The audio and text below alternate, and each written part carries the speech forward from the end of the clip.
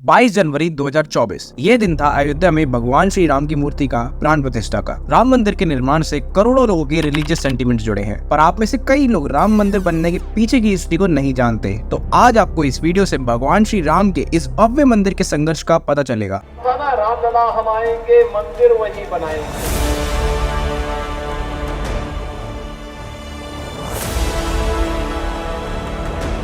प्रभु आ रहे हैं।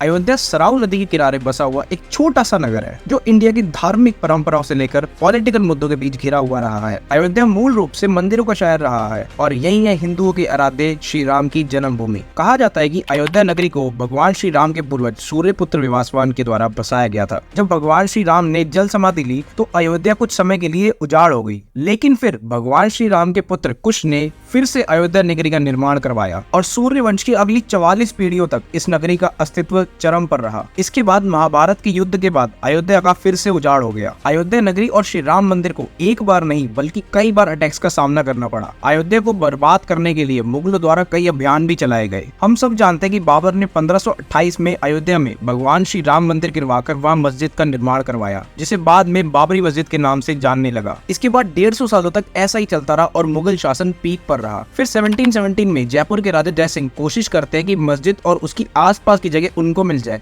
लेकिन वो उसमें असफल रहते हैं और वो उस मंदिर के पास ही एक राम चबूतरा बनवा देते हैं ताकि हिंदू वहाँ पर पूजा कर पाएं। लेकिन तब से लेकर हिंदू ये बात नहीं भूल पा रहे थे कि भगवान श्री राम की जन्म स्थान की जगह पर उनके मंदिर को तोड़कर कैसे कोई मस्जिद बनवा सकता है। फिर 1813 में एक हिंदू संगठन ने ये क्लेम किया कि बाबर ने राम भगवान का मंदिर तोड़कर मस्जिद बनवाई थी और 1838 में मोंटागो मैरी मार्टिन, जो कि एक ब्रिटिश सर्वेयर थे, उन्होंने अपनी रिपोर्ट्स में बताया कि मस्जिद में जो पिलर्स हैं वो मंदिर से ही लिए गए हैं और इस रिपोर्ट के आने के बाद काफी हंगामा हुआ। फिर 1853 में नवाब वाजिद अली शाह के रूल में पहली बार अयोध्या में कम्युनल वायलेंस हुआ और फिर 1859 में ब्रिटिशर्स ने इस वायलेंस को रोकने के लिए मुसलमानों को मस्जिद के अंदर और हिंदुओं को राम चबूतरे पर पूजा करने की परमिशन दी। 1885 में पहली बार महंत रघुबीर दास ने बाबरी मस्जिद के पास चबूतरे के निर्माण को लेकर फैजाबाद हाई कोर्ट में एक पिटीशन फाइल करी, जिसे कोर्ट ने रिजेक्ट कर दिया। और फिर 1934 में एक बार फिर अयोध्या और शाहजहांपुर में कम्युनल राइट्स हुए, जिसमें इस मस्जिद को भी नुकसान हुआ। इसी के चलते 1944 में सुन्नी वक्फ के कमिश्नर ने बाबरी मस्जिद की जमीन सुन्नी प्रॉपर्टी डिक्लेयर कर दी। उनका कहना था कि बाबर एक सुन्नी मुस्लिम था तो ये जमीन सुन्नी वक्फ बोर्ड के अंदर आती है। फिर 1947 में इंडिया इंडिपेंडेंट होता है। फिर 23 दिसंबर 1949 को राम जन्मभूमि की हिस्ट्री में एक बार फिर से जबरदस्त मोड़ आ गया। उसी दिन श्री राम की प्रतिमा मस्जिद के अंदर अचानक से विराजमान मिली। ये कंट्रोवर्सी इतनी एस्केलेट हुई कि एट लास्ट गवर्नमेंट को उस मस्जिद के स्ट्रक्चर को डिस्प्यूटेड मानकर उसे ताला लगाना पड़ा। 1950 में गोपाल विशारद नाम के एक इंसान ने फैजाबाद सिविल कोर्ट में 2 पिटीशंस फाइल किए ताकि श्री राम की उस प्रतिमा की पूजा करने के लिए उनको परमिशन दी जाए। और इसी के जवाब में सुन्नी वक्फ बोर्ड ने भी उस स्ट्रक्चर पर कब्जा लेने और वहाँ की मूर्तियों को हटाने की अर्जी लगाई। लेकिन टाइम गुजरता गया और इसी तरह अर्जियां लगती रही। फिर कुछ साल बाद 1986 में यूसी पांडे के पिटीशन पर केएम पांडे ने एक डिस्प्यूटेड स्ट्रक्चर को खोलने का ऑर्डर दिया और हिंदुओं को पूजा करने की भी परमिशन दे दी। फिर आगे चलकर 1989 में इलाहाबाद हाई कोर्ट ने इस मामले को अपने अंडर लेते हुए वहाँ हिंदुओं की पूजा करने की परमिशन को कंटिन्यूस रखा।